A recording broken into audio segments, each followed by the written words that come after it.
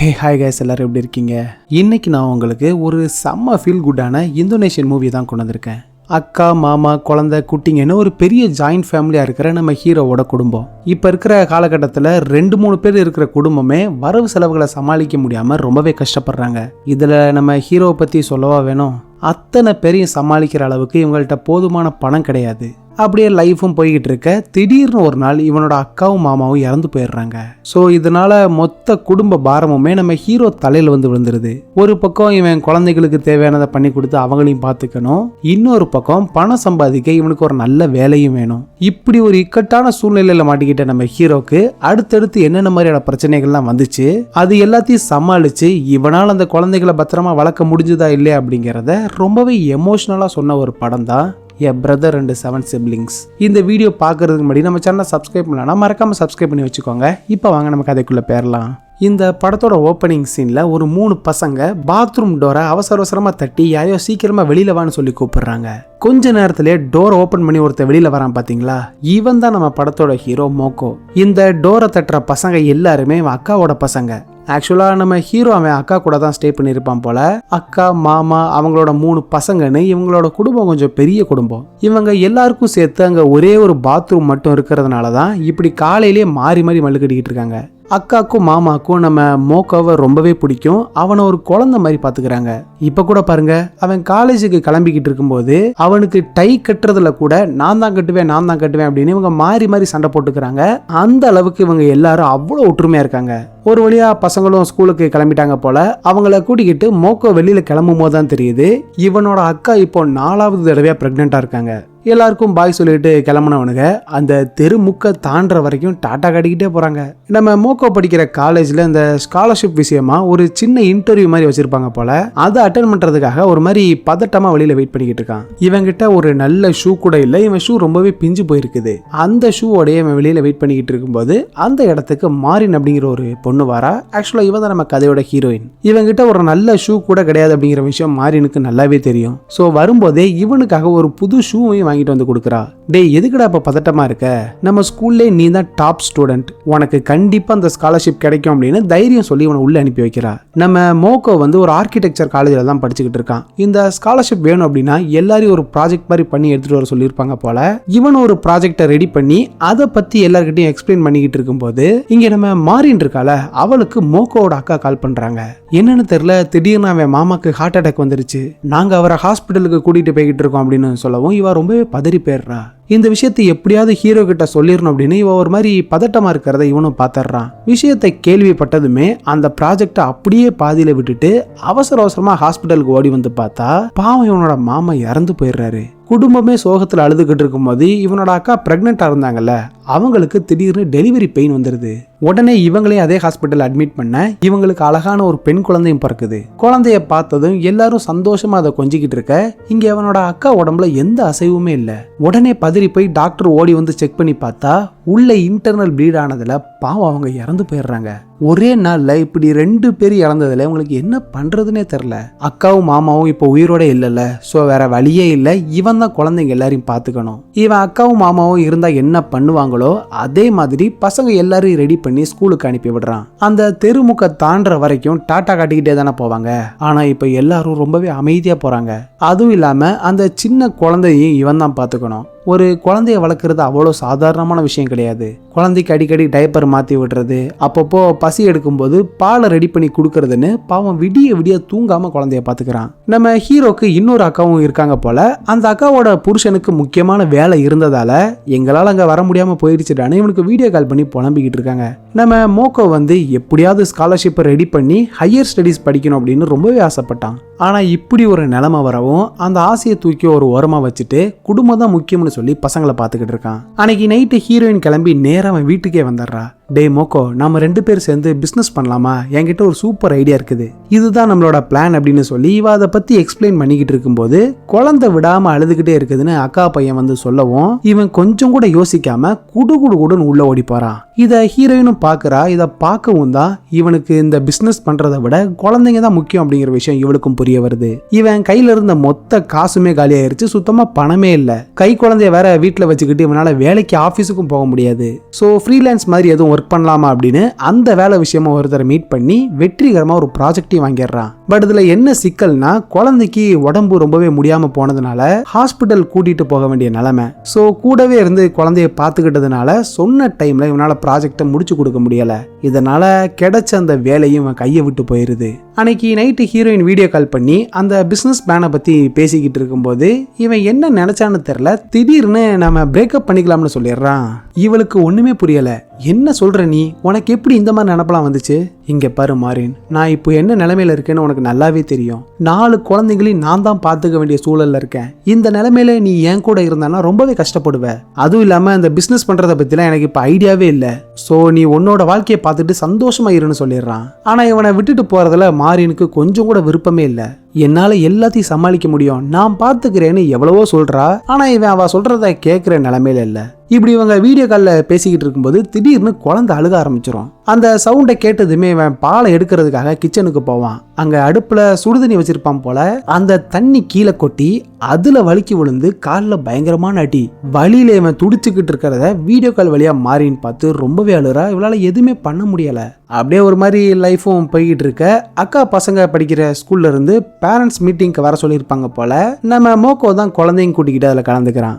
Night ஆனாலே போதும் alarm வச்ச மாதிரி குழந்தை விடாம அழுதுகிட்டே இருக்க இவன் தூங்காம விடிய விடிய முழிச்சிருந்து குழந்தைய பாத்துக்கிறான். இவங்க எல்லாரும் ஒரு நாள் நாம இந்த உலகத்தை சுத்தி பார்க்கலாமா அப்படின்னு கூகுள் மேப்ல எல்லா இடத்தையும் பார்த்துக்கிட்டு இருக்காங்க. அப்போ இந்த 3வது பையன் இருக்கான்ல, அவன் இதுல நம்ம வீடு எங்க இருக்குதுன்னு பார்க்கலாமான்னு கேட்கறான். உடனே இவங்களும் அப்படியே ஜூம் பண்ணி பார்த்துக்கிட்டு இருக்கும்போது அதுல இந்த பசங்களோட அப்பா அம்மா, அதாவது நம்ம ஹீரோவோட அக்கா மாமாவோட போட்டோ இருக்கிறத பார்த்தது இவங்க ரொம்பவே ஃபீல் பண்ண ஆரம்பிச்சிடுறாங்க. அப்படியே லைஃபும் போய்கிட்டு இருக்க இந்த குட்டி பாப்பா கொஞ்சம் பெரிய பொண்ணா வளர்ந்துடுறா. ஒரு நாள் நம்ம மோக்கோவை பார்க்கறதுக்காக அவனோட சின்ன வயசு பியானோ டீச்சரும் அவரோட பொண்ணும் இங்க வராங்க. அவர் ஒரு வேலை விஷயமா வெளிநாட்டுக்கு போறதுனால என்னோட பொண்ணு கொஞ்ச நாளைக்கு நீ பத்திரமா பாத்துக்க முடியுமான்னு கேட்கிறாரு. ஆல்ரெடி இவன் வீட்டில் இருக்கிற டிக்கெட்டுகளே இவனால சமாளிக்க முடியல. இதுல புதுசா ஒரு ஆளை சேர்க்கறத நினைச்சாலே இவனுக்கு தலையை வெடிக்கிற மாதிரி இருக்குது. சார், நான் ஆல்ரெடி 4 குழந்தைங்களை வச்சு மேனேஜ் பண்றதுக்கு ரொம்பவே கஷ்டப்படுறேன். இதுல உங்க பொண்ணை வேற சேர்த்துக்கணும்னு சொல்றீங்க. தப்பா எடுத்துக்காதீங்க சார். இப்போ நான் இருக்கிற நிலைமையில கண்டிப்பா உங்களுக்கு ஹெல்ப் பண்ண முடியாது. அப்படி சொல்லாத மோக்கோ, எனக்கு உன்னை விட்டா வேற யார் இருக்கா? நீ ஒன்னும் சும்மா வச்சுக்க வேண்டாம், இந்த பணத்தை வச்சுக்கோ அப்படின்னு கவர்ல கொஞ்சம் பணத்தையும் கொடுக்கறாரு. இவன் இருக்கிற நிலைமைக்கு பணம் வந்து ரொம்பவே முக்கியமான ஒரு விஷயம். சோ வேற வழி இல்லாம அந்த சாரோட பொண்ணையும் அவங்க வீட்டுல தங்க வச்சுக்கிறான். இந்த பொண்ணுக்கு பியானோ நல்லாவே வாசிக்க தெரியும் போல. நம்ம ஹீரோ வீட்டுல பழைய பியானோ ஒன்று இருக்கும். அதை அந்த பொண்ணு சூப்பரா வாசிக்கவும் எல்லாரும் மெய்மறந்து அதை பார்த்துக்கிட்டு இருக்காங்க. ஆல்ரெடி 5 பேர் இருக்கிற வீட்டுல இப்ப புதுசா 6வது ஒரு ஆள் சேர்ந்து இருக்குதுல்ல. சோ இவன் எல்லாத்தையும் சமாளிக்கணும்னா அதுக்கு நிறைய பணம் வேணும். அதனால இவன் ஒரு வேலையை தேடலாம் அப்படின்னு முடிவு பண்ணி இன்டர்வியூ அட்டன் பண்றதுக்கு கிளம்புறான். அக்காவோட பெரிய பையனுக்கு ஸ்கூல் படிப்பெல்லாம் முடிஞ்சு அடுத்து காலேஜ் சேர்றதுக்காக வெயிட் பண்ணிக்கிட்டு இருக்கான். சோ அவங்கிட்ட குழந்தைய பாத்துக்க சொல்லிட்டு இவங்க எல்லாரும் ஸ்கூலுக்கு இன்டர்வியூக்குன்னு கிளம்பி போறாங்க.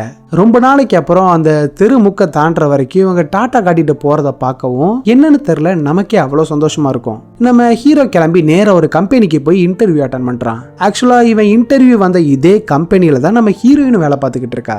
இவனை மறுபடியும் அங்க பார்க்கவும் ஹீரோயினுக்கு அவ்வளவு சந்தோஷம். நம்ம ஹீரோவோட திறமையை பத்தி தான் அவளுக்கு நல்லாவே தெரியுமே. சோ நேரா அவளோட ஹையர் ஆபீசர் போய் பார்த்து, மோக்கோ ஒரு நல்ல ஆர்கிடெக்ட், எனக்கு அவனை நல்லாவே தெரியும், அவனை மாதிரி ஒரு வேலைக்காரன் தான் நம்ம கம்பெனிக்கு வேணும் அப்படின்னு ரெக்கமெண்ட் பண்ணவும் அவங்களும் நம்ம மோக்கோவை செலக்ட் பண்ணிடுறாங்க. ஹீரோயின் அங்க பார்க்கவும் இவன் செம ஷாக் ஆயிடுறான். ஹே மாரின், எப்படி இருக்க? பார்த்து எவ்வளோ நாள் ஆயிடுச்சு. நீ இங்கே தான் வேலை பார்க்குறியா? ஆமா, இங்கே தான் ஒரு ஆர்கிடெக்டா வேலை பார்க்குறேன். ஆமா, நீ எப்படி இருக்க? பசங்க எல்லாரும் எப்படி இருக்காங்க? பசங்க எல்லாம் நல்லா தான் இருக்காங்க. குட்டி பொண்ணு ஈமா வந்து இப்போ நல்லாவே வளர்ந்துட்டா. அப்புறம் பெரிய பையன் ஸ்கூல் முடிச்சுட்டு காலேஜில் ஜாயின் பண்ணுறதுக்கு வெயிட் பண்ணிக்கிட்டு இருக்கான். 2வது பொண்ணு இருக்கால, அவ தான் கொஞ்சம் சிடுமுஞ்சிக்காரி, பொசுக்கு பொசுக்குன்னு கோவப்படுவா. 3வது பையனும் ஸ்கூல் தான் படிச்சுக்கிட்டு இருக்கான். உனக்கு இன்னொரு விஷயம் தெரியுமா? என்னோட சின்ன வயசு பியானோ டீச்சர் வீட்டுக்கு வந்து வெளிநாட்டுக்கு நான் வேலைக்கு போறேன், நான் திரும்பி வர வரைக்கும் என் பொண்ணை பார்த்துக்க முடியுமா அப்படின்னு என் வீட்டில் தான் விட்டுட்டு போயிருக்காரு.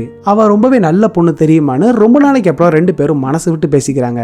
நம்ம ஹீரோ கிட்ட ஒரு பழைய ஓட்ட லேப்டாப் தான் இருக்கும். அதில் சுத்தமாக வேலையை பார்க்க முடியாது. ஸோ செகண்ட்ஸில் ஒரு லேப்டாப் வாங்கலாம் அப்படின்னு அது சம்மந்தம் ஒருத்தருக்கு ஃபோன் பண்ணி பேசிக்கிட்டு இருக்கான். அப்போ பெரிய பையன் ஓடி வந்து ஒரு ஷாக்கிங்கான விஷயத்த சொல்றான்.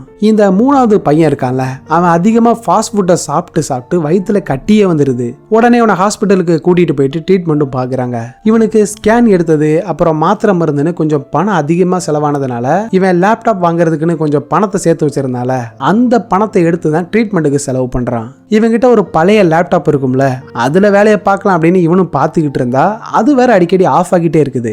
இவனும் வேற வழி இல்லாம அதுல வேலை பார்த்துக்கிட்டு இருக்கும்போது இவனை பார்க்கறதுக்காக ஹீரோயின் அங்க வாரா. இவங்கிட்ட ஒரு நல்ல லேப்டாப் இல்லை அப்படிங்கிற விஷயம் அவளுக்கும் தெரியும்ல. ஸோ அவளோட லேப்டாப்பை எடுத்துட்டு வந்து கொடுக்கவும் இவனு விடிய அதில் வேலை பார்க்குறான். ஒரு வழியா அந்த ப்ராஜெக்டையும் முடிச்சு ஆஃபீஸுக்கு எடுத்துட்டு போகவும் மேனேஜருக்கு அது ரொம்பவே பிடிச்சி போயிருது. ஒரு வழியா நம்மளோட ப்ராஜெக்ட் அப்ரூவ் பண்ணிட்டாங்க அப்படிங்கிற சந்தோஷத்தோட இவனும் ஸ்வீட் எல்லாம் வாங்கிட்டு வீட்டுக்கு வந்து பார்த்தா அங்க ஆல்ரெடி பேக் ஃபுல்லா ட்ரெஸ் சாப்பாடுன்னு நிறைய இருக்குது. யாரா அதை வாங்கிட்டு வந்ததுன்னு பார்த்தா இவனோட 2வது அக்கா ஊர்ல இருந்தாங்கல்ல, அவங்க தான் இந்த எல்லாத்தையும் வாங்கிட்டு இங்க வந்திருக்காங்க. அக்கா அவங்க பார்த்ததுமே இவனுக்கு அவ்வளவு சந்தோஷம். இவனுக்கு வேலை கிடைச்ச விஷயத்த அக்கா கிட்ட சொல்லிக்கிட்டு இருக்கும்போது அங்க இவனோட மாமாவும் வராரு. என்னடா மோக்கோ, எப்படி இருக்க? உனக்கு வேலை கிடைச்சிருச்சுன்னு கேள்விப்பட்டேன். ஆமா, சம்பளம் எவ்வளோ அப்படின்னு கேட்க இவன் கொஞ்சம் சேலரி அதிகமாக சொல்லவும் அவருக்கு மூஞ்சி ஒரு மாதிரி மாறிடுது. என்ன, அடுத்த ப்ராஜெக்ட்டுக்கு நான் கொஞ்சம் வெளியூர் போக வேண்டியது இருக்குது. அதான் என்ன பண்ணுறதுன்னு தெரியாமல் யோசனை பண்ணிக்கிட்டு இருக்கேன். இதில் என்ன யோசனை பண்ண வேண்டியது இருக்குது? அதான் உன் அக்காவும் நானும் இங்கே இருக்கோம்ல, நீ எதை பற்றி யோசிக்காம வேலைக்கு கிளம்பிப்போ, நானும் உன் அக்காவும் இங்கே இருந்து பசங்களை பார்த்துக்கிறோம் அப்படின்னு இவரு சொல்கிறாரு. ஒரு நாள் இவனும் ஹீரோயினும் காரில் போய்கிட்டு இருக்கும்போது பழைய விஷயங்களை பற்றி பேசிக்கிறாங்க. நாம பிரேக்கப் பண்ணுற வரைக்கும் என் லைஃப்பில் சந்தோஷம் மட்டும்தான் இருந்தது. எனக்காக எல்லா இடத்துலையும் நீ சப்போர்ட்டாக நின்றுருக்க. ஆனா உனக்கு ஒரு கஷ்டம் வரும்போது நான் உன் கூட இல்லாம போயிட்டேன். அந்த ஒரு கில்ட்டி ஃபீலிங் என்னை விட்டு போகவே இல்லை. உன்னை பார்க்கும் போதெல்லாம் நான் ஏதோ குற்றவாளி மாதிரி ஃபீல் பண்றேன்னு ரொம்பவே எமோஷனலா பேசிக்கிட்டு இருக்கா. 2 பேரும் ஒரு கடையில் உட்காந்து சாப்பிட்டுக்கிட்டு இருக்கும்போது ஹீரோயின் அவனை பார்த்து கேட்குறா, நீ பசங்களை விட்டு தூரமா வேலைக்கு வந்துட்டா அவங்க உன்னை ரொம்பவே தேட ஆரம்பிச்சிருவாங்க. ஒன்று பண்ணலாம், நீ இங்கே வரதுக்கு முன்னாடி எல்லாரையும் கூட்டிக்கிட்டு ஒரு ட்ரிப்பு போனா என்ன, பசங்களும் சந்தோஷமா இருப்பாங்க அப்படின்னு ஒரு ஐடியாவை கொடுக்கவும் இவனும் ஒரு பிளானை போட்டு குழந்தைங்க, அக்கா, மாமா, ஹீரோயின்னு எல்லாரும் ஒரு பீச்சுக்கு போயிட்டு ரொம்பவே சந்தோஷமா இருக்காங்க. அப்படிதான் பசங்க எல்லாரும் ஜாலியாக அங்கே விளையாடிக்கிட்டு இருக்கும்போது அங்கே சர்வராக வேலை பார்க்குற ஒரு அம்மா நம்ம பியானோ டீச்சரோட பொண்ணு அங்கே பார்த்ததும் ரொம்பவே எக்ஸைட் ஆகி அந்த பொண்ணை பார்த்து ஹாய்னு சொல்றாங்க. ஆனால் அந்த பொண்ணு பெருசாக அவங்களை கண்டுக்கவே இல்லை. இதை ஹீரோவும் பார்த்து என்ன ஏதுன்னு அந்த அம்மாட்ட விசாரிக்கும் போது தான் அவங்களும் சொல்றாங்க, அந்த பொண்ணு வேற யாரும் இல்லை, என் சொந்தக்கார பொண்ணு தான். அவளோட அப்பாவை எனக்கு நல்லாவே தெரியும். ஓ அப்படியா, நான் அவரோட பழைய ஸ்டூடெண்ட் தான். அவர் வேலை விஷயமா வெளிநாட்டுக்கு போனதுனால எங்க வீட்டில் தான் அவர் பொண்ணை விட்டுட்டு போயிருக்காரு. ஆமா, உங்க பேர் மோக்கோ தானே? அவர் உங்களை பத்தி நிறைய சொல்லியிருக்காரு. பொண்ணு சொல் பேச்சு கேட்கலன்னா நேரம் என்கிட்ட கூட்டிட்டு வந்துருங்க, நான் அவளை பாத்துக்கிறேன், உங்களுக்கும் தொந்தரவு இருக்காதுன்னு இந்த அம்மா பேசிட்டு போறத மோக்கோவோட மாமா நல்லா நோட் பண்ணிக்கிறாரு. அன்னைக்கு நைட்டு ஹீரோ, ஹீரோயின், அக்கா, மாமான்னு எல்லாரும் உட்காந்து பேசிக்கிட்டு இருக்கும்போது மாமா சில விஷயங்களை சொல்றாரு. இங்க பாரு மோக்கோ, நீ இந்த குடும்பத்துக்காக ரொம்பவே கஷ்டப்பட்டிருக்க. படிப்பையும் நிறுத்தி வேலைக்கும் போக முடியாம நீ கஷ்டப்பட்டு அவங்கள வளர்த்துருக்க. இனிமேலாவது உன்னோட வாழ்க்கையை நீ கொஞ்சம் பாரு. பசங்களை பற்றிலாம் கவலைப்படாத. அதான் நானும் அக்காவும் இருக்கோம்ல, பசங்களை இப்படி பொத்தி பொத்தி பாதுகாக்கிறதுலாம் நல்லதுக்கு இல்லை. அவங்களுக்கும் வாழ்க்கைனா என்னன்னு தெரியணும்னு இவங்க பேசிக்கிட்டு இருக்கும்போது தான் நமக்கு ஒரு விஷயம் தெரிய வருது. இந்த 3வது பையன் இருக்கான்ல, அவன் ஆக்சுவலா இறந்து போன இவன் அக்காவோட உண்மையான பையனே கிடையாது, இவன் மாமாவோட சொந்தக்கார பையன். பாவம், அந்த பையனுக்கு நீ யாருமே இல்லாததுனால தான் இவரும் கூடவே வச்சு தன்னோட சொந்த பையன் மாதிரி வளர்த்துட்டு வந்தாரு. இப்படி இவங்க பேசுற எல்லாத்தையும் பசங்க எல்லாரும் தூங்காம கேட்டுக்கிட்டு இருக்காங்க. ஒரு வழியா ட்ரிப்பு முடிஞ்சு எல்லாரும் கிளம்பி ரிட்டர்ன் வீட்டுக்கும் வந்தாச்சு. இங்கிருந்து நம்ம வெளியூருக்கு வேலைக்கு போயிட்டோம்னா பசங்க ரொம்பவே கஷ்டப்படுவாங்க அப்படிங்கிற விஷயம் தான் நம்ம ஹீரோவோட மைண்ட்ல ஓடிக்கிட்டே இருக்குது. மற்ற பசங்களாலும் பரவாயில்ல, அந்த பியானோ டீச்சரோட பொண்ணு இருக்கால, அவளுக்கு இவன் கூட இருக்கிறதுனால தான் ரொம்பவே தைரியமா இருக்கா. இவன் போயிட்டா அந்த பொண்ணு ரொம்பவே கஷ்டப்படுவாள். ஸோ இவன் என்ன பண்றான்னா, இவளோட ரிலேட்டிவ் அந்த சர்வர் அம்மா இருக்காங்கல்ல, அவங்க கூட பொண்ணை நான் பத்திரமா பாத்துக்கிறேன்னு சொன்னாங்களே, அவங்க வீட்டுக்கு இவளை அனுப்பி வைக்கிறான். வெளியில சந்தோஷமா இருக்கிற மாதிரி காட்டிக்கிட்டாலும் இவளுக்கு இங்கிருந்து போக மனசே இல்லை. கண்ணுல கண்ணீரோட அந்த தெருமுக்க தாண்டுற வரைக்கும் டாட்டா காட்டிக்கிட்டே போறா. பசங்க எல்லாரையும் அக்காவோட பொறுப்புல விட்டுட்டு இவனு கிளம்பி வேலைக்கு போயிடுறான். இவனோட டேலண்ட்டை யூஸ் பண்ணி ப்ராஜெக்டையும் நல்லாவே பண்ணி கொடுத்துக்கிட்டு இருக்க ஒரு நாள் மோக்கோவோட மாமா அவனுக்கு கால் பண்றாரு. ஒன்றும் இல்லப்பா, நம்ம வீட்டு ரூஃப் ஓட்டையா இருக்கிறதுனால மழை பெஞ்சதுன்னா தண்ணி ஃபுல்லா உள்ள வந்துருது, அதை சரி பண்றதுக்கு கொஞ்சம் பணம் தேவைப்படுது அப்படின்னு சொல்லவும் இவனு உடனே அவருக்கு பணத்தை அனுப்பி விடுறான். அப்படியே நாட்கள் ஓட இவர் மறுபடியும் கால் பண்ணி அது சரியில்லை, இது சரியில்லை, பாத்ரூம்ல பைப்பை மாத்தணும் அப்படின்னு கொஞ்சம் கொஞ்சமா பணத்தை கேட்கவும் பசங்களை இவங்க தானே பாத்துக்கிறாங்க அப்படிங்கிற ஒரே காரணத்துக்காக இவனும் எதுவும் கேட்காம பணத்தை அனுப்பிக்கிட்டே இருக்கான். இவனை பொறுத்த வரைக்கும் பசங்க நல்லா இருந்தா போதும், பணம் காசு பெருசா முக்கியம் இல்ல. சோ அதனாலேயே மாமாவை எதிர்த்து ஒரு வார்த்தை கூட கேட்காம அவர் கேட்கிற பணத்தை அனுப்பிக்கிட்டே இருக்கான். இதை பார்க்கவும் ஹீரோயின் செம்ம டென்ஷன் ஆயிடுறா. டேய், எதுக்குடா அவர் கேட்கிற பணத்தை உடனே அனுப்பிக்கிட்டே இருக்க, அவர் பசங்களுக்காக தான் அந்த பணத்தை செலவு பண்றாருன்னு உனக்கு தெரியுமா? இத்தனை தடவை போன்ல உன் மாமா கிட்ட பேசிருக்கியே, என்னைக்காவது அவர் பசங்களை உன் கூட பேச விட்டுருக்காரா? இப்படி நீ அப்பாவியா இருக்கிறத பார்க்க எனக்கு கஷ்டமா இருக்குதுன்னு இவ பேசிக்கிட்டு இருக்கும்போது இவங்க கூட வேலை பார்க்குற இன்னொருத்தர் சில விஷயங்களை சொல்றாரு. இங்க பாரு மோக்கோ, நானும் இதே மாதிரி தான் என் அப்பா பணம் கேட்கும் போதெல்லாம் எதுக்குன்னு கேட்காம அனுப்பிக்கிட்டே இருந்தேன். அப்புறம் தான் தெரிஞ்சது அவர் டெய்லியும் குடிச்சு குடிச்சு மொத்த பணத்தையும் செலவழிச்சிருக்காருன்னு. நான் பண்ண தப்ப நீயும் பண்ணிடாத, ஆடம்பரத்துக்கு பணத்தை அனுப்பாம அத்தியாவசிய தேவைக்காக பணத்தை அனுப்பு, எதுக்கும் பசங்கள்கிட்ட பேசி பாருன்னு சொல்லவும் இவனு யோசனை பண்ணி பார்க்கறான். ஹீரோ அவனோட ஃபர்ஸ்ட் ப்ராஜெக்டை சூப்பரா பண்ணியிருப்பான் போல, அதை பத்தி கிளைண்ட் கிட்ட எக்ஸ்பிளைன் பண்ணு அப்படின்னு சொல்லவும் இவனும் அவனோட பிரசன்டேஷனை ஸ்டார்ட் பண்றான். ஆக்சுவலா கிளைண்ட் வந்து ஒரு 30 காட்டேஜஸ்க்கு மேல வச்சு நடத்துறாரு. அதுல ஒரு காட்டேஜுக்கு பக்காவா இன்டீரியர் டிசைன் பண்ணி தர சொல்லி கேட்டிருப்பாங்க. பட் இவன் கிளைண்ட்டுக்கு ஏத்த மாதிரி பண்ணாம இவனோட அந்த சின்ன வீட்டுல குடும்பமா எல்லாரும் எப்படி வாழ்றாங்களோ அதுக்கு ஏத்த மாதிரி ப்ராஜெக்டை ரெடி பண்ணியிருக்கான். இதை கேட்டதும் கிளைண்ட்டுக்கு சமக்கம் வந்துருது. என் காட்டேஜுக்கு வரதெல்லாம் பெரிய பெரிய கஸ்டமர்ஸ், அவங்களுக்கு கம்ஃபர்ட்டா இருக்கிற மாதிரி பண்ணுவேன் அப்படின்னு பார்த்தா உன் இஷ்டத்துக்கு இதே பண்ணியிருக்க. சார், நான் கரெக்டாக தான் பண்ணியிருக்கேன். எப்போ பார்த்தாலும் வேலை வேலைன்னு அலையிறதுனால பேரண்ட்ஸ் வந்து அவங்க பசங்களை பெருசாக கண்டுக்கிறதே இல்லை. ஆனால் நான் போட்டிருக்கிற பிளான் படி அவங்க எல்லாரும் இங்கே ஒன்றா சந்தோஷமாக இருப்பாங்க. உங்களுக்கு இது பிடிக்கலன்னா நீங்கள் தான் உங்கள் மென்டாலிட்டியை மாற்றிக்கணும் அப்படின்னு சொல்லவும் இவர் செம்ம டென்ஷன் ஆகி அந்த இடத்துலேருந்தே வெளியே போயிடுறாரு. இதை பார்த்ததும் மோக்கோவோட பாஸும் கடுப்பாகி இவனை பிடிச்சி பயங்கரமாக திட்ட ஆரம்பிச்சிடுறாரு. இங்க பாரு, நீ ப்ராஜெக்ட் எல்லாம் நல்லா தான் பண்ற, உன் ஐடியா நல்லா தான் இருக்குது. ஆனா அதை விட முக்கியம் ஒரு கிளைண்டோட நீடு என்ன அப்படிங்கறத முழுசா புரிஞ்சுக்கிட்டு அதுக்கு தகுந்த மாதிரி டிசைன் பண்ணணும். இன்னொரு முக்கியமான விஷயம், கிளைண்ட்ஸ் கிட்ட இந்த மாதிரி ரூடாலாம் நடந்துக்க கூடாது. இனிமேல் இந்த மாதிரி பண்ணுன அப்புறம் உன்னை வேலையிலிருந்தே தூக்கிடும் அப்படின்னு மிரட்டிட்டு போறாரு. இதை மாறினும் பார்த்துட்டு ஹீரோ கிட்ட வந்து பேசுறா. நீ என்ன பண்ணி வச்சிருக்கன்னு உனக்கு புரியுதா? உன் மைண்டு ஃபுல்லாவே பசங்களோட நினப்பு மட்டும்தான் இருக்குது. ஒன்று பண்ணு, நீ கிளம்பி போய் பசங்களை எதுக்கும் பார்த்துட்டு வந்துரு அப்படின்னு சொல்லவும் இவனும் உடனே கிளம்பி ஊருக்கு போறான். முதல்ல நேரா அந்த பியானோ டீச்சரோட பொண்ணு நீனா இருக்கால, அவளை பாக்குறதுக்கு தான் போறான். அந்த பொண்ணு வீட்டுக்கு வெளியவே சின்னதா ஒரு பெட்டி கடை போட்டு பிசினஸ் பண்ணிக்கிட்டு இருக்கா. இதை பார்த்ததும் இவனுக்கு செம ஷாக்கு. எப்ப இருந்து நீ இதெல்லாம் பண்ற? அது கொஞ்ச நாளா போய்கிட்டு இருக்குது மாமா. ஆன்டிக்கு நான் தொந்தரவா இருக்க கூடாதுன்னு தான் இந்த மாதிரி வேலை பார்த்துக்கிட்டு இருக்கேன். லைஃப் அப்படியே ஏதோ போகுது அப்படின்னு இவன் பேசிக்கிட்டு இருக்கும்போது தான் ஹீரோ ஒரு விஷயத்த நோட் பண்றான். இந்த பொண்ணு நீனாக்கு பியானோ வாசிக்கிறதுனா ரொம்ப ரொம்ப பிடிக்கும்ல. அந்த பியானோவை அங்க பலகையில வரைஞ்சு வச்சிருக்கிறத பார்க்கவும் இவளோட நிலைமையை நினைச்சு இவனுக்கு ஒரு மாதிரி கஷ்டமா போயிருது. நீனா, நான் ஒன்று சொல்லுவேன், நீ அதை கேட்டு கஷ்டப்படக்கூடாது, சரியா? நான் உன் அப்பாவுக்கு நிறைய டைம் கால் பண்ணினேன், பட் அவர்கிட்ட இருந்து எந்த ரெஸ்பான்ஸுமே இல்லை. எனக்கு தெரிஞ்சு அவர் திரும்ப வரமாட்டாருன்னு நினைக்கிறேன். இதில் கவலைப்பட வேண்டிய விஷயம் என்ன இருக்குது அங்கிள்? ஆக்சுவலாக அவர் முதல்ல என்ன உங்கள் வீட்டுக்கு கூட்டிகிட்டு வந்தார்ல, அப்போவே தெரியும் அவர் கண்டிப்பாக திரும்பி வர மாட்டாருன்னு. பாவம், அவருக்கு என்ன கஷ்டமோ அப்படின்னு இந்த நிலைமையில கூட ரொம்பவே மெச்சூர்டாக பேசுகிறா. இதுக்கே இப்படி ஃபீல் பண்ணுறீங்களே, உங்கள் அக்கா பசங்க 3 பேரும் வெளியில் வேலை பார்க்குறாங்க அப்படின்னு சொல்லவும் இவன் செம்ம டென்ஷன் ஆயிடுறான். எனது வேலை பார்க்குறாங்களா? யார் அவங்கள வேலைக்கு அனுப்புனது அப்படின்னு இவன் பயங்கர கோவத்தில் போய்கிட்டு இருக்கும்போது அப்படியே அந்த பசங்க என்ன பண்ணுறாங்கன்னு நம்ம காட்டுறாங்க. அக்காவோட பெரிய பையன் இருக்கான்ல, அவன் ஒரு ஜெராக்ஸ் கடையில் வேலை பார்த்துக்கிட்டு இருக்கான். 2வது பொண்ணு வந்து ஒரு ரெஸ்டாரண்ட்ல வெயிட்டரா வேலை பார்த்துக்கிட்டு இருக்கா. அப்புறம் அந்த 3வது பையன் இருக்கான்ல, அவன் உடம்பை எப்படியாவது குறைச்சிடணும் அப்படின்னு இந்த கன்ஸ்ட்ரக்ஷன் ஒர்க் பார்த்துக்கிட்டு இருக்கான். இவன் பயங்கர கோவமா மாமா பார்க்கறதுக்கு வீட்டுக்கு போறான். பட் அவர் அங்க ஆளக்கானும், வீட்டுல அக்காவும் அந்த குட்டி பொண்ணும் தான் இருக்காங்க. அக்கா, மாமா எங்க இருக்காரு? எதுக்குடா இவ்வளவு கோவமா இருக்க? அவர் வேலை விஷயமா வெளியூருக்கு போயிருக்காரு. என்னது வெளியூருக்கா? போய் எவ்வளவு நாள் ஆச்சு? ஒரு 2 மாசம் இருக்கும். ஏன்டா? அக்கா, அதான் நீங்க கேட்கும் போதெல்லாம் நான் பணம் கொடுக்குறேன்ல, அப்புறம் எதுக்காக பசங்களை வேலைக்கு அனுப்பி கஷ்டப்படுத்துறீங்க? நான் கொடுத்த பணத்தெல்லாம் என்ன பண்ணீங்க அப்படின்னு பயங்கர கோவமா பேசிக்கிட்டு இருக்கான். ஆக்சுவலா அவனோட மாமா என்ன பண்ணிருக்காருன்னா, இவன் அனுப்பின மொத்த பணத்தையும் ஏதோ இன்வெஸ்ட் பண்ண போறேன் அப்படின்னு சொல்லி எல்லா பணத்தையும் வேஸ்ட் பண்ணிட்டு வெளியூருக்கு எங்கேயோ ஓடி போயிட்டான் போல. 2 மாசமா வீட்டு பக்கமே வரல. பசங்க எல்லாரும் படிச்சு ஒரு நல்ல நிலைமைக்கு வரணும் அப்படின்னு தான் இவன் ரொம்பவே கஷ்டப்பட்டுக்கிட்டு இருக்கான். ஆனா அவங்களை இப்படி வேலைக்கு அனுப்புனதை நினைச்சு இவன் மாமா மேல கொலை வெறியில இருக்கான். பசங்களை பழையபடி வீட்டுக்கு கூட்டிட்டு வருவோம் அப்படின்னு இவன் நேரா கிளம்பி அந்த 3வது பையன் வேலை பார்க்குற இடத்துக்கு போறான். மோக்கோவை அங்க பார்க்கவும் அப்படியே ஓடி வந்து கட்டி பிடிப்பான் அப்படின்னு பார்த்தா, மாமா எப்போ ஊர்ல இருந்து வந்தீங்க அப்படின்னு இவன் பெருசா எந்த ரியாக்ஷனுமே காட்டல. டேய், இங்க என்னடா பண்ணிக்கிட்டு இருக்க? வா, நம்ம வீட்டுக்கு போலாம். கொஞ்சம் வெயிட் பண்ணுங்க மாமா, இந்த வேலையை மட்டும் முடிச்சுட்டு வந்துடுறேன் அப்படின்னு சொல்லவும் இவனுக்கு ரொம்பவே கஷ்டமா போயிருது. இவங்க 2 பேரும் கிளம்பி நேரா அந்த பெரிய பையன் வேலை பார்க்குற ஜெராக்ஸ் கடைக்கு போறாங்க. டேய் வாடா, நம்ம வீட்டுக்கு போகலாம் அப்படின்னு கூப்பிடவும் இவன் ஒரு மாதிரி தயங்குறான். ஆக்சுவலா எதுக்காக பசங்க எல்லாரும் இப்படி கஷ்டப்படுறாங்கன்னு தெரியுமா?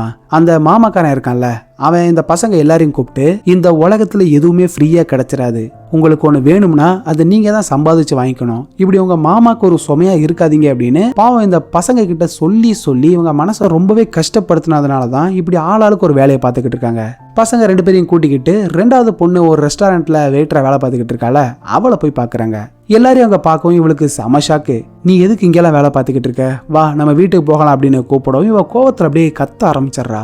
அதான் எங்களெல்லாம் விட்டுட்டு வேலை தான் முக்கியம்னு போனல, இப்ப எதுக்காக திரும்ப வந்திருக்க, நாங்க எல்லாரும் சந்தோஷமா இருக்கோமான்னு பார்க்க வந்தியா, நான் உங்களுக்கு தொந்தரவா இருக்க விரும்பல அப்படின்னு சொல்லி ரொம்பவே கோவமா பேசிட்டு அங்க இருந்து போயிடுறா. இவங்களும் அவ பின்னாடியே ஓடி போய் அவளை தடுத்து நிறுத்துறாங்க. இங்க பாருமா, நான் ஒன்னும் நீங்க இப்படி தனியா கஷ்டப்படணும்னு ஒரு நாள் கூட ஆசைப்பட்டதில்ல. எல்லாத்துக்கும் காரணம் என் மாமா தான். அவர் உங்களை நல்லா பார்த்துப்பார் அப்படிங்கிற நம்பிக்கையில தான் நானும் வேலைக்கு கிளம்பி போனேன். என்னை எல்லாரும் மன்னிச்சிருங்க, இனிமேல் உங்களுக்கு இந்த மாதிரி எதுவும் நடக்காதுன்னு கண் கலங்கி பேசவும் பசங்களும் இவன் நிலைமையை புரிஞ்சுக்கிறாங்க. அன்னைக்கு நைட்டு எல்லாரும் ஒன்னா வீட்டுல இருக்கும்போது நம்ம மோக்கோ மனசு விட்டு சில விஷயங்களை பேசுறான். நான் என்னைக்குமே உங்க எல்லாரையும் ஒரு பாரமா நினைச்சதே இல்லை. நீங்க நல்லா இருக்கணும் அப்படின்னு தான் நான் கஷ்டப்பட்டு பணத்தை சேர்த்துக்கிட்டு இருக்கேன். நீங்க யாரும் வேலைக்கு போக வேண்டாம், நான் பாத்துக்கிறேன். மாமா, நீங்க எங்களுக்காக கஷ்டப்பட்டதெல்லாம் போதும். இப்படியே இருந்தீங்கன்னா உங்களோட லைஃபை யாரு பாக்குறது, நாங்களும் வேலைக்கு போனாதான் எங்களுக்கும் கொஞ்சம் நிம்மதியா இருக்கும் அப்படின்னு சொல்லவும் இவன் அதை கொஞ்சம் கூட புரிஞ்சுக்கவே இல்லை. இதை பார்த்ததும் மாரின் செம கடுப்பாயிடுறா. டேய், உனக்கு பசங்க சொல்றது புரியுதா இல்லையா, உனக்கு என்னைக்கும் பாரமா இருந்துடக்கூடாதுன்னு தான் அவங்களும் வேலை பார்த்து ஃபேமிலிக்கு சப்போர்ட் பண்றேன்னு சொல்றாங்க. நீ சம்பாதிக்கிற பணத்தை வச்சு எல்லாரோட தேவையும் பூர்த்தி பண்ணிட முடியாது. இங்க பாரு, நான் உன் கூட சந்தோஷமா வாழணும்னு ஆசைப்படுறேன். எனக்கு நீயும் வேணும், இந்த பசங்களும் வேணும். நம்ம எல்லாரும் வேலை பார்த்தோம்னா சீக்கிரமாவே நம்ம குடும்பம் ஒரு நல்ல நிலைமைக்கும் வரும், பசங்களும் அவங்களோட ஸ்டடீஸை கண்டினியூ பண்ணுவாங்க. கொஞ்சம் பொறுமையா யோசிச்சு பாரு அப்படின்னு சொல்லவும் இவனுக்கு பசங்களை வேலைக்கு அனுப்புறதுல கொஞ்சம் கூட விருப்பமே இல்லை. இருந்தாலும் வேற வழி இல்லாம இதுக்கு ஓகேன்னு சொல்லிடுறான். சொன்ன மாதிரியே ஆளாளுக்கு ஒரு வேலை பார்த்து கொஞ்சம் கொஞ்சமா பணத்தை சேர்க்க ஆரம்பிக்கிறாங்க. இவனோட அக்கா ஒரு மாதிரி சோகமா உட்கார்ந்து இருக்கிறத பார்த்ததும் இவன் உடனே என்ன ஏதுன்னு விசாரிக்கும் போதுதான் அவரு போனை எடுக்க மாட்டேங்கிறாரு அப்படிங்கிற விஷயத்த சொல்றாங்க. ஆக்சுவலா இவனோட மாமா மொத்த பணத்தை எடுத்துக்கிட்டு ஓடி போனவர் தான் இப்ப வரைக்கும் திரும்பி வரவே இல்லை, அவர் திரும்பி வரவும் மாட்டாரு. இப்படி என்னை ஏமாத்திட்டு போயிட்டாரேன்னு இவங்க கண் கலங்கி போயிருக்க மோக்கோ தான் அவங்கள சமாதானப்படுத்துறான். இப்போதான் பண கஷ்டம் கொஞ்சம் சரியாயிருச்சுல, சோ இவன் நேர கிளம்பி அந்த பியானோ டீச்சரோட பொண்ணு நீனா இருக்கால, அவளை மறுபடியும் இங்க வீட்டுக்கு கூட்டிட்டு வந்துடுறான். இப்படி எல்லாரும் ஒரே வீட்டுல ரொம்பவே சந்தோஷமா வாழ்றதை காட்டி இந்த படமும் முடியுது. நீங்க சொல்லுங்க, படம் எப்படி இருந்துச்சு? அடுத்து இதே மாதிரி சூப்பரான படத்தோட உங்களை சந்திக்கிறேன். அது வரைக்கும் டாடா, பாய்.